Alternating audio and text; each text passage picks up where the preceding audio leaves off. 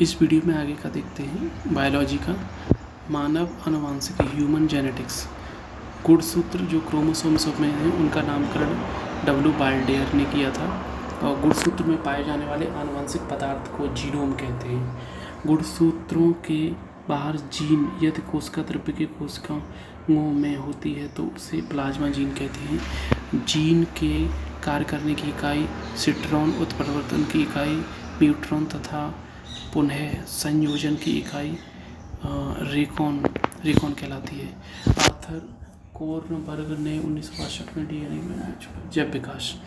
प्रारंभिक निम्न कोटि के जीवों से क्रमिक परिवर्तनों द्वारा अधिकाधिक जीवों की उत्पत्ति को जैव विकास कहते हैं। समजात अंग होमोलॉगस ऐसे अंग जो विभिन्न कार्यों के लिए उपायोजित हो जाने के कारण काफ़ी असमान दिखाई देते हैं, परंतु मूल रचना एवं विरूढ़ी परिवर्तन समान होते हैं, जैसे सील के फ्लीपर, चमगादड़ के पंख, घोड़े की अगली टांग, बिल्ली का पंजा और मानव के हाथ आदि की मौलिक रचना एक जैसी है। इनका विरूढ़ी विकास एक जैसा है, परंतु इन सभी के कार्य अलग अलग हैं। समरूप अंग ऐसे अंग जो समान कार्य के लिए उपायोजित किए हो जाने के कारण समान दिखाई देते हैं, परंतु इनकी मूल संरचना और विरूढ़ी परिवर्तन भिन्न भिन्न होता है। जैसे तितली, पक्षियों, चमगादड़ के पंख उड़ने का कार्य करते हैं, देखने में एक समान लगते हैं, परंतु इनकी उत्पत्ति अलग अलग होती है। अवशेषी अंग वेस्टिजियल ऑर्गन ऐसे अंग जो जीवों के पूर्वजों में पूर्ण विकसित होते हैं, परंतु वातावरणीय परिस्थितियों में बदलाव से इनका महत्व समाप्त हो जाने के कारण विकास क्रम में इनका क्रमिक लोप होने लगता है। अवशेषी अंग कहलाते हैं, जैसे कर्ण पल्लव, पिन्ना, कर्ण पल्लव, त्वचा के बाल, वर्मीफॉर्म अपेंडिक्स, कॉकेक्स, निमेशक पटल आदि। मनुष्य में लगभग 100 अवशेषी अंग पाए जाते हैं। सर्वप्रथम प्रकाश संश्लेषी जीव साइनोबैक्टीरिया थे। पक्षियों का विकास सरीसृपों से हुआ है। जलस्तर जल जीवों का विकास मत्स्य वर्ग से हुआ है। स्थनीय वर्ग के जंतुओं का विकास भी सरीसृपों से हुआ है। लेमार्क बाद इन्होंने सबसे पहले दिया और इन्होंने कहा कि जीवों एवं इनके अंगों में सतत बड़े होने की प्रवृत्ति प्राकृतिक प्रवृत्ति होती है। इन जीवों पर वातावरणीय परिवर्तन का सीधा प्रभाव पड़ता है और विभिन्न अंगों का उपयोग घटता तथा बढ़ता रहता है। अधिक उपयोग में आने वाले अंगों का विकास अधिक तथा कम उपयोग में आने वाले अंगों का विकास कम हो पाता है। इन अंगों को कम या अधिक उपयोग का सिद्धांत भी कहते हैं। एग्जाम्पल, जिराफ की गर्दन का लंबा होना।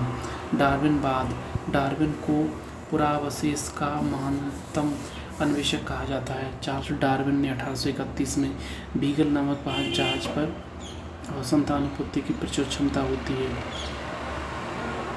नव डार्विनवाद को जीवों के ढांचे में डाल दिया। विविधता उत्परिवर्तन प्राकृतिक जनन और उत्परिवर्तनवाद के जनक कौन है? ह्यूगो डी ब्रीज।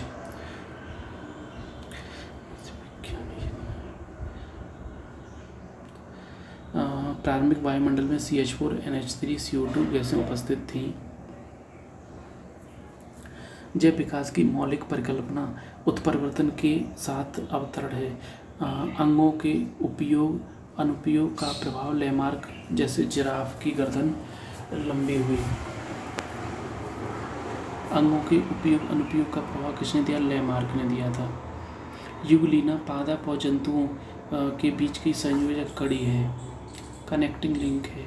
डायनासोर विशालकाय सरीसृप थे जो मेसोजोइक कल्प में थे। मैमथ प्रजाति वर्तमान समय में विलुप्त है। यह हाथी का पूर्वज माना जाता है। क्रो-मैग्नोन मनुष्य को आधुनिक मानव होमो सैपियंस का अंतिम सीधा पूर्वज तथा आधुनिक मानव की एक प्रजाति होमो सैपियंस मानते हैं।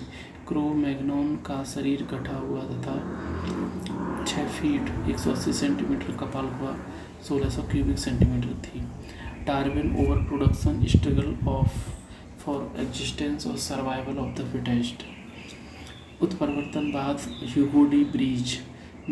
डायनासोर विशालकाय सरीसृप थे मेसोजोइक कल्प में। प्राचीन काल के वायुमंडल में O2 नहीं थी। वायुमंडल में अनुपस्थित था ऑक्सीजन। पुस्तक द ओरिजिन ऑफ स्पीसीज किसने लिखी है? Darwin. The origin of species Darwin ने लिखी है। वर्तमान प्रमाण के अनुसार जीवों पर पृथ्वी पर जीवों का उद्गम हुआ है।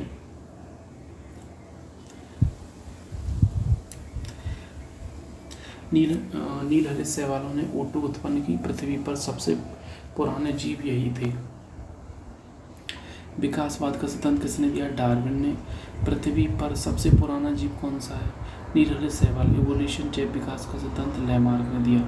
जैव विकास का सिद्धांत, इवोल्यूशन का सिद्धांत लैमार्क ने दिया। जैव विकास का सिद्धांत उस अपने किसने समझाया? लैमार्क। और डार्विन द्वारा प्रस्तुत प्राकृतिक वर्णवाद निम्न में से किस पर आधारित है? उपर्युक्त सभी। विकास का सिद्धांत डार्विन। विकास का सिद्धांत डार्विन। सांप के अंगों का लोप लैमार्क के अंगों के अनुप्रयोग। सांप के अंगों का लोप लैमार्क के अंगों के उपयोग अनुप्रयोग से स्पष्ट किया जाता है। उत्परिवर्तन म्यूटेशन ह्यूगो डी ब्रीज। विकास का सिद्धांत डार्विन। समझाया सबसे पहले लैमार्क ने, लेकिन विकास का सिद्धांत दिया डार्विन ने। वन्यजीव किसके बारे में विलुप्त हो गई है? चीता के बारे में कहा था, लेकिन चीता विलुप्त घोषित किया है। आधुनिक मनुष्य के हाल का पूर्वज कौन है? क्रो मैग्नोन मानव। आधुनिक मानव का पूर्वज क्रो मैग्नोन। विकास का मुख्य कारक है प्राकृतिक वर्ण। विकास का मुख्य कारक क्या है?